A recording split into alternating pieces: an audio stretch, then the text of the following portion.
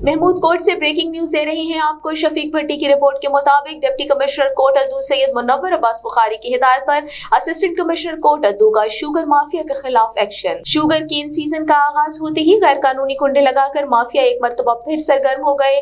Court अद्दू deputy commissioner ने किसानों से गैर कानूनी कुंडे लगाकर लूटने वाले माफिया के खिलाफ सख्त कार्रवाई का हुक्म दे दिया।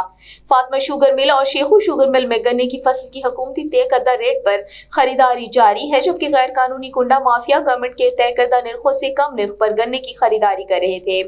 असिस्टेंट कमिश्नर कोर्ट अद्दू असगर इकबाल लगारी ने कुंडा डीलर चौधरी अदनान और महर यूसुफ नामी अशखास को रंगे हाथों गिरफ्तार कर लिया।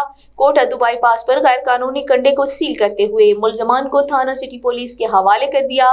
गवर्नमेंट के तय करदा निर्ख 400 रुपए फी मन मुकर्रर है, जबकि गैर कानूनी कुंडा डीलर 350 तक खरीदारी कर रहे थे। डिप्टी कमिश्नर की हिदायत है कि किसानों का इस्तेहसाल किसी सूरत बर्दाश्त नहीं किया जाएगा। जहां भी गैर कानूनी कुंडे पर गन्ने की खरीदारी करते हुए पाए जाने वाले अनासर के खिलाफ सख्त कार्रवाई अमल में लाई जाएगी।